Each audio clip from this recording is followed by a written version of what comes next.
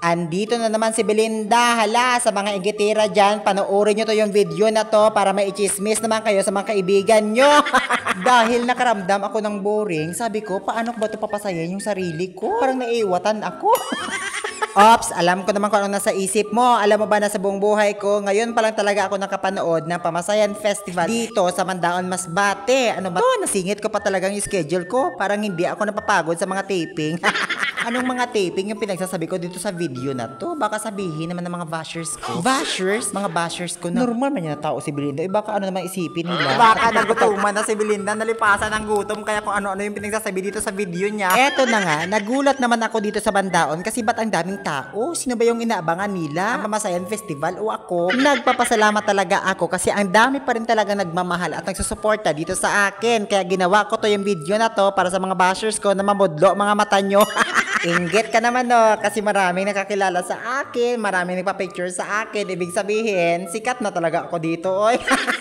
Pagpasensyahan nyo na, naghangin-hangin naman ang ulo ni Belinda. Alam nyo naman, brand out naman dito sa amin, kaya kung ano-ano nang umakyat sa isip ko. Dahil sa dami ng tao, ang hirap talaga makapanood, kaya nakita namin yung stage nga, akyat tayo dito, pero pinagsabihan kami na baba kayo dyan, bawal kayo dyan kasi hindi pa naayos ng maayos.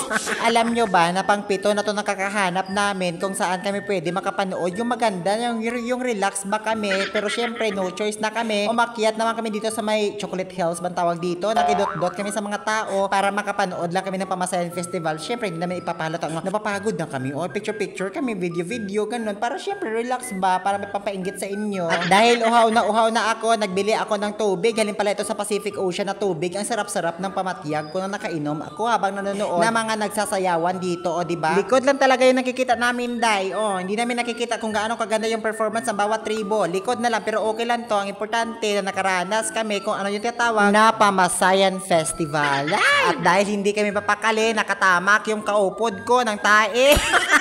Sabi niya, ano ba pinunta ko dito sa Mandaon? Pamasayan Festival ba o tae? At dahil natapos na nga yung Pamasayan Festival Showdown, napag-isipan namin na magala-gala na lang tayo dito. Libutin natin kung gaano kaganda yung Mandaon. Hala, mag-picture-picture kami. Kunwari, may remembrance kami, souvenir kami, kung ano mangyari.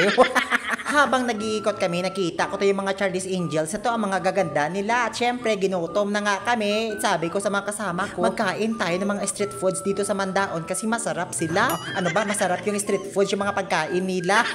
Ang sarap-sarap naman talaga ng mga pagkain dito. Oy, dito lang po pala ito makikita sa may gate malapit sa may dito sa may pier. Sa may pier, ang sarap-sarap dito. Kaya shoutout sa inyo kuya. Sabi niya sa akin, Belinda, hindi ka nagpa-picture dito sa tindahan ko. Yan, follow kita. Sabi ko, nabi-video yan kuya, tingnan mo lang.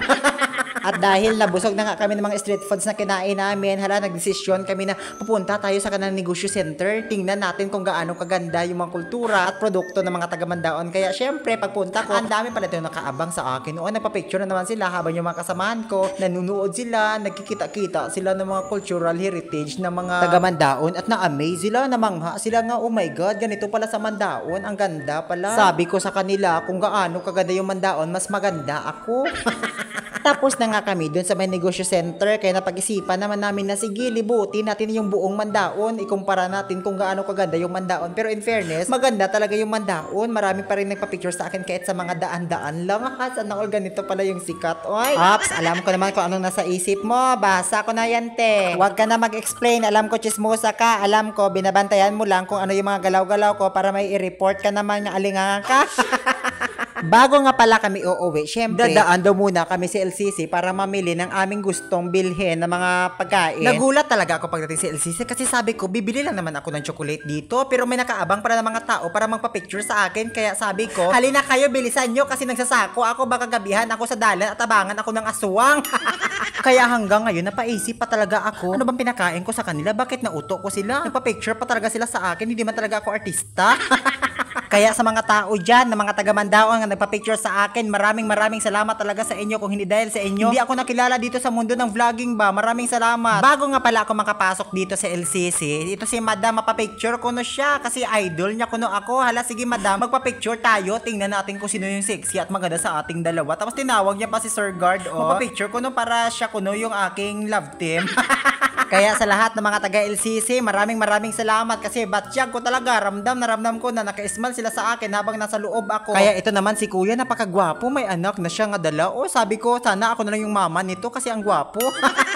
Sinulit ko talaga na magpa-picture sa kanila. Oy, kasi minsan na ako dito makalanding dito sa Mandaon. Kaya sabi ko, hala, sa lahat na magpa-picture dyan, magsilabas na kayo kasi andito na ako sa loob ng LCC. Alam nyo ba kung ano yung bibilin ko lang dito sa loob ng LCC? Bibili lang ako ng mainumin ko. Mainom ko, basta drinking water. Kasi hindi na ako makasabi ng wasto ng mga salita kung ano dapat kong isabi sa video na to. Kasi napapagod ako kung ano yung karugtong na voice over ko kasi ang haba-haba man ang video na to. Oy! Ang hirap talaga pag hindi ka sanay magsalita ng Tagalog. Oy, pero syempre, para maintindihan ako ng buong Pilipinas, magtagalog ako para malaman nila na ito yung ginagawa ko sa mundo ng Facebook. Nakatapos na nga kami magbili ng sito. Hala, may nagpa-picture na naman sa akin na sabi ko, walang katapusan na to pa-picture na to. Kaya sa mga taga-Mandaon dyan, wala ako talagang sawang magpapasalamat sa inyo kung hindi dahil sa inyo. Hindi ko ito naranasan, hindi ko ramdam na may nakakilala sa akin kung saan akong lugar kumadto. Kaya minsan natatawa ako, napapaisip din sila, bakit kuno ang ganda ni Belinda sa personal, sa Facebook, kuno iba yung mukha.